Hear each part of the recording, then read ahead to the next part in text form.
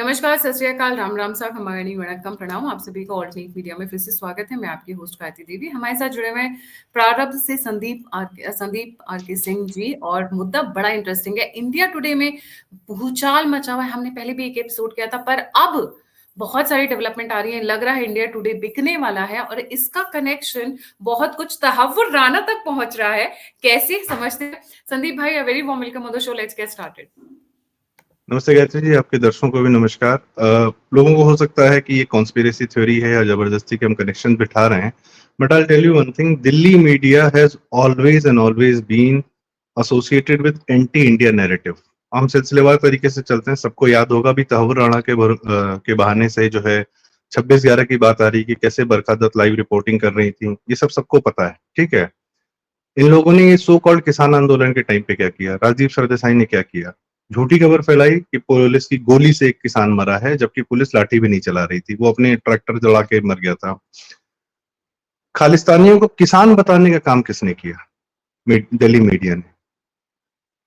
26/11 के टाइम पे पहले से ही माहौल बनाना शुरू कर दिया गया था। हिंदू आतंकवाद की थ्योरी तहलका किसने फंड किया था? कपिल सिब्बल ने, ठीक है। उसी ने वो गुजरात के और सबकी एक स्वामी थे उनको भी, और कर्नल पुरोहित को, प्रज्ञा ठाकुर को, सबको एंटी हिंदू और एंटी भगवान नैरेटिव, भगवा आतंकवाद उसने पहले ही शुरू कर दिया था। प्रिंट में उसने शुरू किया, बाद में मेन स्ट्रीम चैनल्स ने पिक करना शुरू किया। जैसे रवीश कुमार नहीं करता है कि कारवां में लिखे उस आर्टिकल से जो है मैं ये बताता हूँ, वहां प्रिंट होता है और यहाँ ये बोलना शुरू कर देते हैं, ठीक है।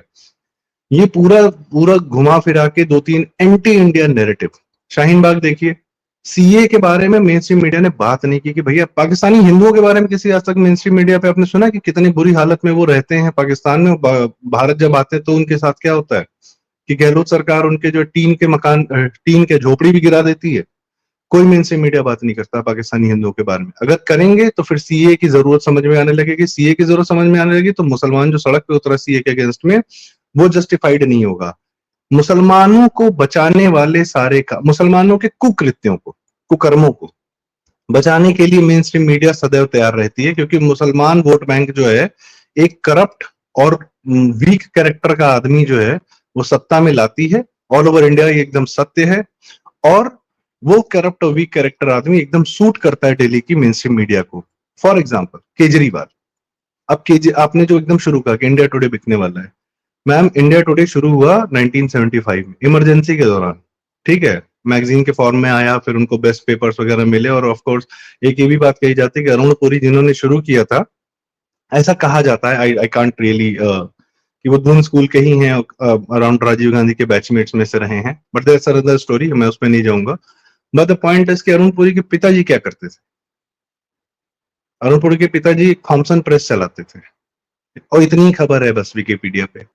इतने बड़े आदमी के पिता के बारे में कोई जानकारी नहीं। थॉमसन प्रेस एक समय में, खैर पीछे जाएंगे तो इट वाज मोर लाइक कि जो अंग्रेजों का जिसने जिसने साथ दिया, they had a very good time in Lutyens Delhi. चाहे वो भगत सिंह के खिलाफ गवाही देने वाले लोग ना, चाहे coming back to India Today 1975 से लेकर टिल 2025, जब तक केजरीवाल रहा दिल्ली में, India today had a free run. India today had a free run. आज तक बनाया उन्होंने, सब कुछ किया, सारी चीजें की। एनडीडी भी बदनाम है ज्यादा।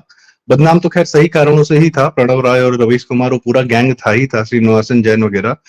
पर सटल होके अपने आप को न्यूट्रल दिखा के जैसा नैरेटिव इंडिया टुडे ने पब्लिक में, जनता में दिया है, एंटी इंडिया नैरेटिव्स। दिल्ली दंगों का जो ताहिर हुसैन था, सबसे पहले उसने अपना इंटरव्यू किसको दिया? राजीव सरदेसाई को। कहाँ चला? India today. आप लल्लन टॉप वालों को देखिए, वो भी इंडिया टुडे ग्रुप का है। सौरभ द्विवेदी और उसके जितने चेहरे चमटे हैं, वो सारे के सारे हाईली लेफ्टिस्ट हैं, हाईली लेफ्टिस्ट। उनसे कोई राइट विंगर कायदे का आदमी बर्दाश्त नहीं होता। सौरभ द्विवेदी अपने आप को न्यूट्रल रखने की कोशिश करता है, but he is not. Everybody knows उसने किस प्रकार के ट्वीट कर रखे हैं, उसकी भाषा किस तरीके की है, क्या है, मानसिकता क्या है। उसकी टीम बताती है कि उसकी मानसिकता क्या है, ठीक है। आज तक रेडियो पर ये तीन आते हैं, तीन ताल वाले। बहराइच में जब दंगा हुआ था तो ये तीनों बैठ, एक उसमें खांचा भी आते हैं। इतना सेकुलरिज्म भरा हुआ है कि उस मिश्रा लड़के को गोली मारी गई, और तब ये कह रहे थे कि घर के सामने डीजे नहीं बजाना चाहिए था। इस तरीके का जहर ये अपने नॉन न्यूज सेक्शन में भी परोसते हैं, और उसके बाद बाकी जब बुलडोजर चलता है तब बहुत दिल से तकलीफ आती है। तो केजरीवाल डन डस्टेड, लेकिन सीएजी रिपोर्ट्स आ रही हैं और सीएजी रिपोर्ट एक एक डिपार्टमेंट की एक एक करके आ रही है, ट्रांसपोर्ट की आ गई, जल की आ गई, सबकी आ गई, और सब में केजरीवाल की संलिप्तता पाई गई। ये काम तो दिल्ली मीडिया को करना था ना। दिल्ली मीडिया ने 10 साल से क्यों नहीं बताया कि केजरीवाल इतने घोटाले कर रहा है? क्यों? क्योंकि सबको पता है कि किस प्रकार से केजरीवाल ने दिल्ली मीडिया का मुंह पैसे से भर रखा था। और सबसे ज्यादा पाने वाला कौन था? ये तो सीएजी रिपोर्ट मीडिया की भी आएगी कि कितना ज्यादा अपने संपर्क अभियान या सूचना जनसूचना के माध्यम से कितने पैसे किस मीडिया को दिए, ये खबर भी आने वाली है। और इसलिए इंडिया टुडे छोड़ के भाग रहे हैं शिवरूर और आपके राहुल कंवल एंड ऑल। बाहर पैकेज ऑफ कोर्स एनडीटीवी का भी अपना एक मोटिव है कि हमारे पास चेहरे नहीं है, चैनल तो अपने पास है और हमारी रीच है, ब्रॉडकास्ट है, हमको चेहरे चाहिए, फाइन। आज तक सुधीर चौधरी भी जा रहे हैं, वो भी कहीं से आए थे और अब कहीं जा रहे हैं, उनका भी कोई कैरेक्टर बहुत शानदार नहीं है, वो भी एक समय में 100 करोड़ के फिरौती के चक्कर में, सॉरी ब्लैकमेलिंग के चक्कर में 1 महीना जेल होके आए थे। प्रूव हुआ नहीं हुआ, दैट्स अनदर थिंग। बहुत सारे आप याद कीजिए मैम, ये पुण्य प्रसून वाजपेयी, जब ये इंटरव्यू आया था केजरीवाल के साथ, क्रांतिकारी, बहुत क्रांतिकारी, तब केजरीवाल सीएम भी नहीं बना था, किस चैनल पे था? इंडिया टुडे पे था। वो क्लिप बाहर आई पुण्य प्रसून वाजपेयी के साथ के खिलाफ, इंडिया टुडे ने क्या एक्शन लिया? कुछ नहीं। ठीक है, 2019 के इलेक्शन के बाद अंजना ओम कश्यप ने का एक कहीं से वक्तव्य आया था, शायद लोग ढूंढ लेंगे, मिल जाएगा, कि हमको कहा गया था राहुल गांधी की लाइन लेने के लिए इस इलेक्शन में। शेखर गुप्ता जब बाद में आया, वो भी उसी दिल्ली लुटियन मीडिया का है, उसने बोला 2019 में जब मोदी जी जीत गए कि हमको वो सिलेंडर घरों में रखे हुए दिख रहे थे, we chose not to say about. और शेखर गुप्ता का एक वक्तव्य था, पूरा इंटरव्यू है, उसने साफ साफ बोला कि अब अगर मोदी सरकार को हराना है तो सिर्फ झूठ और झूठ ही बोलना होगा। और नंबर 1 झूठ बोलने वाले राजीव सरदेसाई को अपना प्राइम टाइम एंकर बना के बिठाया अरुण पुरी ने, इंडिया टुडे ग्रुप में। बाकी हिंदी वर्ग में उन्होंने तो, जो हिंदी वर्ग में तो अंजना कश्यप कह चुकी कि कौन सा गेस्ट आएगा मेरे। तो अंजना ओम कश्यप ने अपना वो भी एक्सप्रेस किया था that she doesn't have control over the guest and what she is हाँ, सपोज्ड टू आस्क। मतलब एंकर्स के हाथ में बहुत कुछ नहीं था, मैनेजमेंट डिसाइड कर रही थी। तो इंडिया टुडे इस वक्त इसीलिए लॉस में जा रहा है क्योंकि Kejriwal is out of the game. तो funds have stopped, money has stopped. पर ये टेररिस्ट के साथ कनेक्शन कहाँ से आया इनका? जी, टेररिस्ट के साथ आया इनका 2 तरीके से। आप अगर ध्यान देंगी तो दिल्ली दंगों में जो, और उमर खालिद और शर्जील इमाम और जेएनयू, आप इनकी रिपोर्टिंग देखिएगा, they have always on always supported या सटल होके जो है उन्हीं की जस्टिफिकेशन देते हैं कि आखिर ये हिंदू सरकार या मोदी सरकार कुछ ना कुछ ऐसा कर रही थी जिसकी वजह से ये लोग सड़क पे आए। टेररिज्म का ऑफ कोर्स अकेला एनडीटीवी लाइव रिपोर्टिंग नहीं कर रहा था वहां पे, इंडिया टुडे भी कर रहा था। Nobody had a self censorship उस समय पे किसी ने। दूसरा, अमन की आशा जब कैंपेन चला, टाइम्स ऑफ इंडिया ग्रुप ने चलाया, उसमें इंडिया टुडे के सारे पत्रकार पाकिस्तान जाते थे। ये पोस्ट 26/11 की बात है। किसी ने ये नहीं कहा, सिर्फ एक अर्णव गोस्वामी था जिसने बोला और जिसने इसी मुद्दे पर छोड़ दिया अपना चैनल टाइम्स नाउ कि ये क्या नौटंकी अमन की आशा, ये हम पे हमला कर रहे हैं, हम इन पे अमन की आशा चला रहे हैं। आज भी अभी भी वही मैं कह रहा हूं ना, इनकी ये they play very subtle, they play very subtle. ठीक है, अभी टेररिस्ट की बात हो रही है, अभी औरंगजेब पे इतना बात हुआ, राणा सांगा पे इतना बात हुआ, एक थर्ड रेट हिस्टोरियन को, हिस्टोरियन में नहीं है वो, मैं नाम भी नहीं लूंगा उसका, वो ललन टॉप पे आ जाती है, वो जो है प्रोफेसर माखनलाल जी के सामने उसको बैठा देते हैं कि अब वो माखनलाल जी अपना पूरा डिटेल बता रहे हैं, सारी चीजें कोट कर रहे हैं चीजों से, वो इतिहासकार हैं। और ये थर्ड रेट जो मतलब क्या कहूं मैं इसको, बस कॉन्कॉप्टेड हिस्ट्री उठा के परोस दिया जाता है और कहते हैं कि नहीं हमने दोनों पक्षों की बात रखी। भाई साहब, हिस्ट्री में एक ही पक्ष होगा ना, वो जो खुद औरंगजेब लिख के गया है। तो ऐसे टेररिस्टों का समर्थन करने वाले इतिहासकारों के नाम पर ऐसे इंसानों को लाकर भी हमारे सामने बिठा दिया जाता है, एक सिर्फ पक्ष प्रस्तुत करने के लिए। किसान आंदोलन को जो पूरी तरह दिल्ली पर काबिज हो गया था, उसको किसान आंदोलन बनाने और बताने का लगातार काम इंडिया टुडे ग्रुप ने किया और उसको खालिस्तानी रत्ती भर नहीं बोला। पंजाब में खालिस्तानी आंदोलन चला, उस पर भी रत्ती भर भी इन लोगों ने कोई ऐसी रिपोर्टिंग नहीं की कि Punjab is going to the dogs because Aam Aadmi party की सरकार। इन्होंने क्या किया था एक समय में, वही जो पहले मैं 2-3 बार बता चुका हूं कि इन्होंने केजरीवाल में खूब हैविली इन्वेस्ट किया। ये शब्द मैं नहीं बोल रहा हूं, राहुल श्रीवास्तव जो कि इंडिया टुडे के राजीव सरदेसाई के इक्विवेलेंट रहे हैं at the post of editor, उन्होंने कुछ दिन पहले छोड़ा है और वो अभी जस्ट के कुछ हो गए हैं सर्वे सर्वा। उन्होंने लल्लन टॉप के 200वें एपिसोड में बोला था कि मोदी दिल्ली मीडिया से इसलिए चिढ़ते हैं क्योंकि मोदी में आपने इन्वेस्ट नहीं किया। इन्वेस्ट किस में किया? इन्वेस्ट किया आपने केजरीवाल में, ठीक है। और केजरीवाल में क्यों इन्वेस्ट? मैम, अगर हमको आपको बाद में पता चला 10 साल बाद में कि Kejriwal is heavily funded by US और वो वहां से आता है और वो इस तरीके, केजरीवाल क्या कर रहा था? Full anti Delhi anti India काम कर रहा था सारे के सारे। ये दिल्ली मीडिया को नहीं बताना चाहिए था? उसको प्रोटेक्ट क्यों कर रहे थे India today group? Covid, terrorism, ma'am Covid से बड़ा युद्ध आप पे हुआ ही नहीं आज तक। कोरोना से बड़ा रेमडेसिविर का नाम लेके दिल्ली मीडिया कूद पड़ी थी, उसको आता पता नहीं था रेमडेसिविर क्या करता है क्या नहीं करता। ऑक्सीजन टैंक, केजरीवाल के कितने लंबे लंबे इंटरव्यूज चले हैं उस समय, और वो प्रेस कॉन्फ्रेंस के नाम पर चले हैं। केजरीवाल को ही प्रमोट कर रहे थे, ऐसे प्रमोट कर रहे थे जैसे अगला पीएम वही है। इंडिया टुडे के 3-3 एंकर बैठ के केजरीवाल का इंटरव्यू लेते थे। कभी किसी और स्टेट के सीएम का 3 एंकर ने बैठ के नहीं लिया था। एक ही आदमी का 3 एंकर बैठ के इंटरव्यू लेते थे, वो इतना इंपॉर्टेंट आदमी था। वो फाइजर मोडर्ना की तारीफ कर रहा था, उसको लाने दे रहा था, और ये पूरी तरह से उसके मतलब कोरोना में दिल्ली में क्या हो रहा था इसकी रिपोर्टिंग नहीं की। कोरोना में यूपी में गंगा में लक्ष्य भरा इसकी रिपोर्टिंग कर रहे थे, जबकि दिल्ली में ज्यादा लोग मरे, हैविंग 10 गुना यूपी से पॉपुलेशन कम है। दिल्ली की 2.5 करोड़ है, यूपी की 25 करोड़ है, फिर भी दिल्ली में ज्यादा लोग मरे। दिल्ली में ज्यादा बड़ी अस्पताल और मेडिकल सुविधाएं थी उस समय, फिर भी दिल्ली में ज्यादा लोग मरे। लेकिन रिपोर्टिंग आप ध्यान दीजिए कि रिपोर्टिंग किस लेवल पे हमको भ्रमित किया गया कि योगी सरकार कुछ नहीं कर रही। लल्लन टॉप के सौरभ द्विवेदी ने बोला कि सिर्फ एक मौका है योगी को हटाने का, अगर आप योगी की कोरोना वाली अव्यवस्था को बोलेंगे, बाकी और कोई मुद्दा है नहीं, और कोरोना पर ही फोकस करिए। उसने 3-4 बार ये बात बोली, ठीक है। इस तरीके के एंटी इंडिया एक्टिविटीज में ये मीडिया पूरी तरह संलिप्त रहा। और आज मैं फिर बताऊं, 26/11 तो डायरेक्ट रिपोर्टिंग थी, तो सब लोग जानते हैं कि डायरेक्ट रिपोर्टिंग थी। टेररिज्म के सामने पूरी तरीके से नतमस्तक हो गए, तो उसको लाइव रिपोर्टिंग कर रहे थे। बट एक एक नैरेटिव जो भारत के खिलाफ हुआ है, और सबसे बड़ा कनेक्शन बताऊं इसमें मिलता क्या है दिल्ली मीडिया को? दिल्ली मीडिया को मिलता है पैसा। कैसे मिलता है? यूएसएड नाम की चीज अभी चल रही थी ना, यूएसएड में आया कि जर्नलिस्ट को डायरेक्ट पैसे दिए गए हैं। यूएसएड का क्या फायदा है?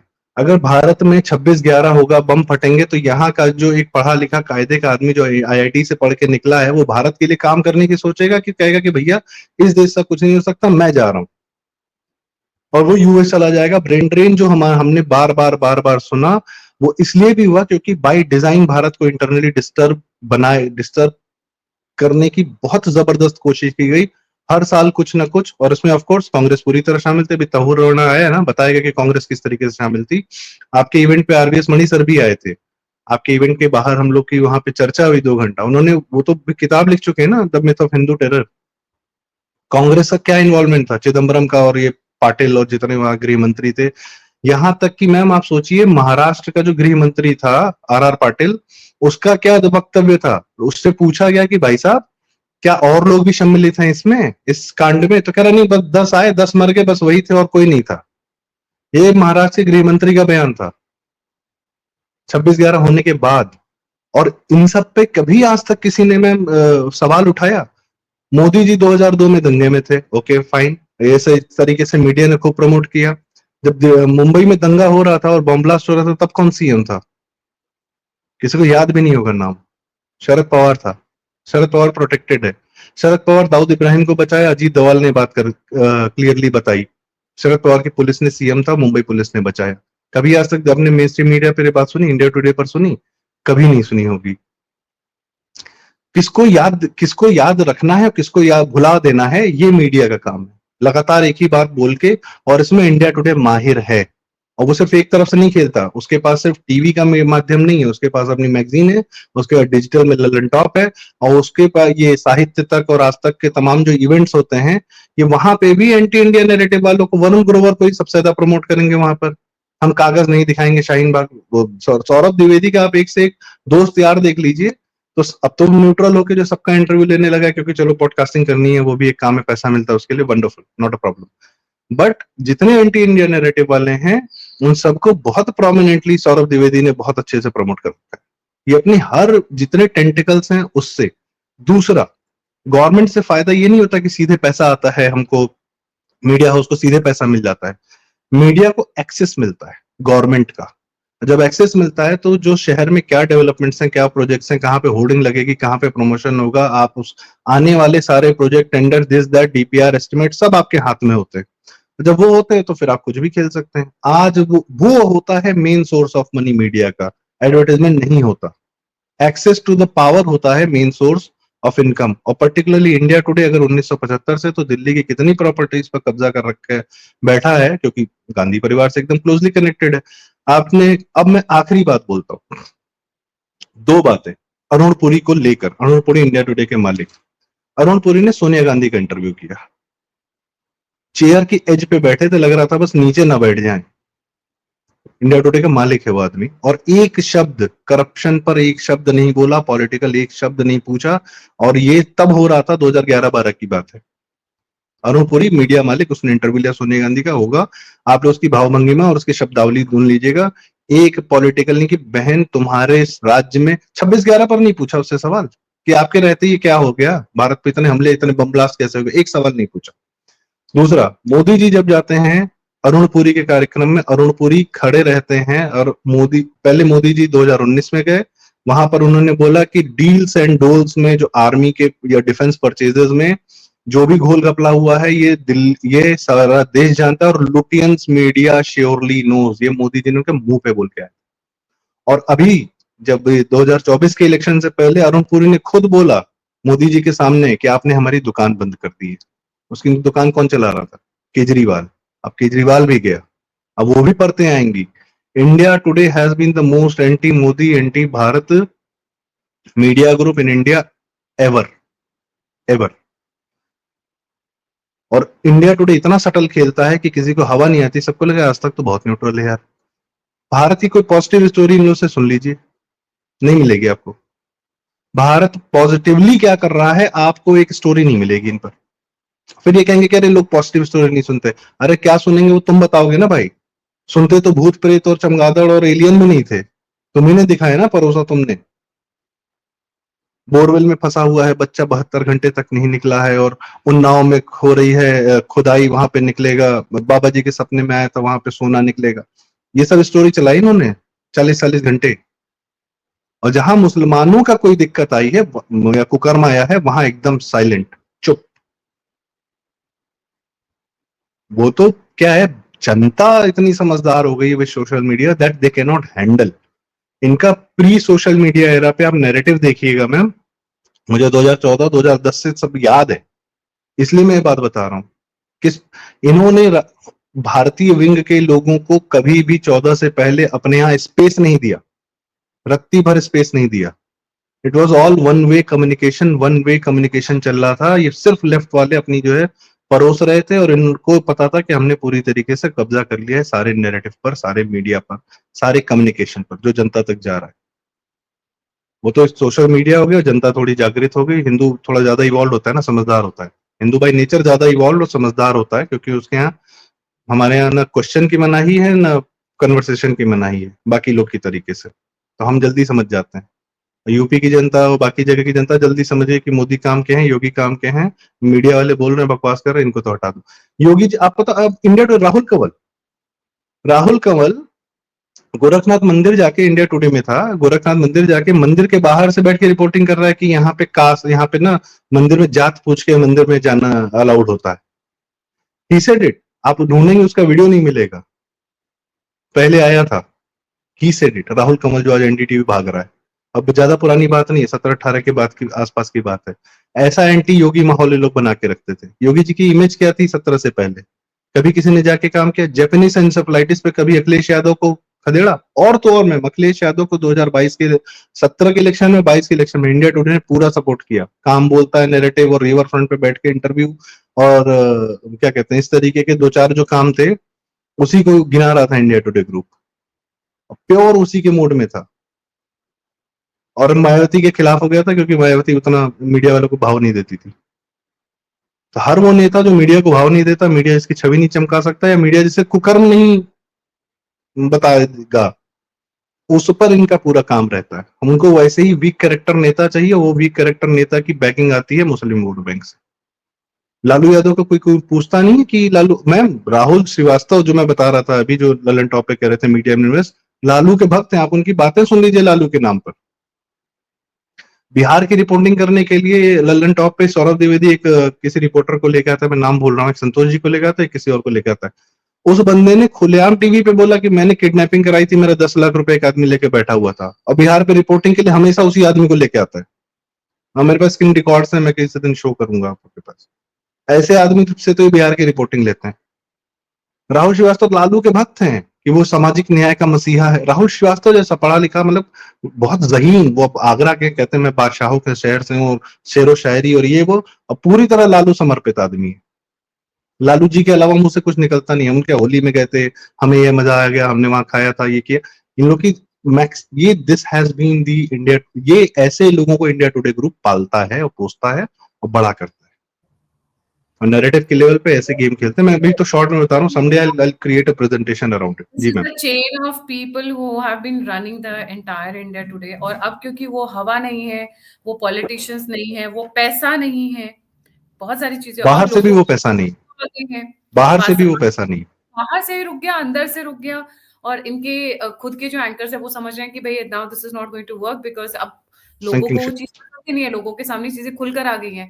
तो आप बोरवेल के अंदर बच्चा ढूंढोगे, या फिर आप एक अंसारी नाम के तांत्रिक की क्रियाएं डिस्कस करोगे, तो nobody is interested in that. Substantial discussions वैसे भी नहीं होते मेन स्ट्रीम मीडिया पे, मैंने जो नोटिस किया है।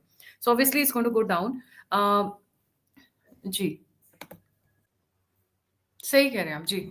जी, तहव्वुर राणा आया है अभी, ठीक है, अभी ये लोग क्या दिखा रहे हैं, कहाँ आया, कैसे, ये एग्जैक्टली वही कर रहे हैं जो अतीक अहमद के साथ कर रहे थे। अतीक अहमद और मुख्तार अंसारी को प्रोटेक्ट करने के लिए उसके पीछे पीछे पीछे पीछे चल के ये प्रयागराज तक आते थे, या जहां भी जाते थे जेल में। तहव्वुर राणा के साथ भी वही कर रहे हैं। भाई तो असली कहानी बताना कि तहव्वुर राणा कैसे भारत आया, क्या किया क्या नहीं किया, वो बताने वाले प्रदीप सिंह जी और बाकी लोग हैं जो असली पत्रकार है, ये नहीं बता रहा। और बताता हूँ, पद्मश्री किन पत्रकारों को मिला, बरखा दत्त, राजदीप सरदेसाई, विनोद दुआ, ये 3 लोग को पद्मश्री मिला। इस तरीके के लोगों को तो कांग्रेस सरकार ने पद्मश्री जिसको दिया उसको आपने अपने यहाँ बिठा लिया प्राइम टाइम एंकर पे।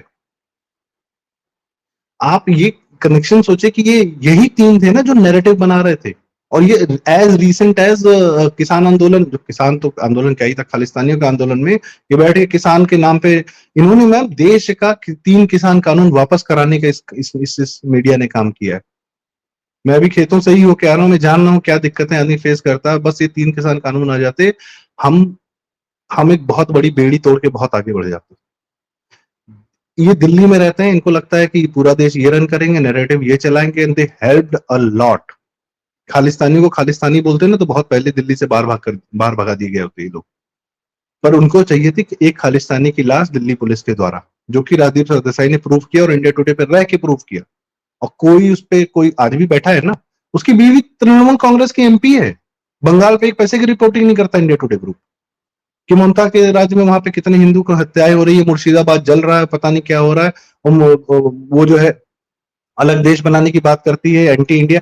एक और बात, मैं लास्ट बात करूंगा, बहुत जो है जातिवाद की बात होती है कि भारत में ना जातिवाद बहुत है, वोटिंग जो है जातिवाद से होती है, सवर्ण वर्सेस दलित की ये और सवर्ण वर्सेस ओबीसी की बात होती है। इन्होंने कभी आपको बताया कि 2 नेता सवर्ण हैं, एक ममता बनर्जी और एक शरद पवार। जब सवर्ण पॉलिटिक्स की बात करते हैं तो ये लोग कभी इन दोनों का नाम नहीं लेते, और बंगाल का तो कभी नाम नहीं लेते जहां पे सवर्ण के अलावा आज तक कभी कोई सीएम बना ही नहीं। ज्योति बसु हो, चाहे ममता बनर्जी हो, चाहे कोई हो, चाहे कांग्रेस वाले सिद्धार्थ शंकर रे हो, राइट फ्रॉम 1947 आज तक जो है बुद्धदेव भट्टाचार्य, कभी बात करते हैं कि बंगाल में इतना तगड़ा जातिवाद क्यों है कि सवर्णों के अलावा कोई सीएम नहीं बन सकता है। पंजाब में जट सिख के अलावा कोई सीएम नहीं बन सकता है, महाराष्ट्र में मराठा के अलावा कोई सीएम नहीं बन सकता। ये सब क्या है, सवर्ण है ना। कभी नाम लेते हैं सवर्णों का, इनसे लाख गुना यूपी वालों का नाम नहीं लेते। यूपी वालों ने तो हर वर्ग के एक आदमी को सीएम बना दिया है, ओबीसी को भी बनाया, दलित को भी बनाया, ब्राह्मण को भी बनाया, वैश्य को भी बनाया, सबको बना के रखा। और एक नॉन जात वाला आदमी, एक सन्यासी को भी बना दिया। लोग सारे वर्ग दे दिए उन्होंने, जो समझ में आया उसको बना दिया। पर फिर भी जातिवाद यूपी में है और जातिवाद बंगाल और महाराष्ट्र पंजाब में नहीं है।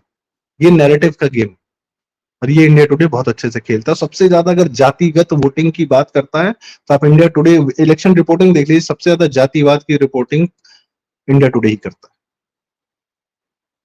Correct. बिल्कुल सही। जी। सो इंडिया टुडे के बुरे दिन शुरू हो चुके हैं। एक-एक करके सारे एंकर छोड़ के जा रहे हैं, सबको हवा लग चुकी है। मैं ये नहीं बोल रही हूँ कि उनका हृदय परिवर्तन हो गया, बट उनको रुख समझ में आ चुका है भारत की जनता का। उनको ये समझ में आ चुका है कि अब इनकी जो झूठ-फरेब की जो दुकान थी, बहुत सारे मेन स्ट्रीम मीडिया चैनल्स के, अब वो नहीं चलेगी। और इस चक्कर में, क्योंकि ऑब्वियसली टीआरपी डाउन है, व्यूअरशिप डाउन है, केजरीवाल केजरीवाल डाउन है। Football Kejriwal Kejriwal down down है, बाहर की फंडिंग डाउन है, इंटरनल फंडिंग डाउन है, तो अब इंडिया टुडे का क्या होगा? अब तो इंडिया टुडे बिकने वाला है, जिस तरीके से इंटरनल रिपोर्ट्स भी आ रही हैं कि दे है। Are running into losses, big losses. So let's wait And and they are, watch. and that's where alternate media comes in to fill There, this that's gap. where media comes in. Thank you so much Sandeep ji for joining. जाने से पहले सभी viewers से request है, please like, subscribe और share करना ना भूलें। और अगर आप कंट्रीब्यूट करना चाहते हैं तो यूपीआई स्ट्रीम के ऊपर, आप फीडबैक देना चाहते हैं, मुझसे जुड़ना चाहते हैं, तो सभी के सभी लिंक्स डिस्क्रिप्शन बॉक्स में। इसी के साथ जय हिंद, जय श्री राम, हर हर महादेव। जय हिंद, जय श्री राम, हर हर महादेव।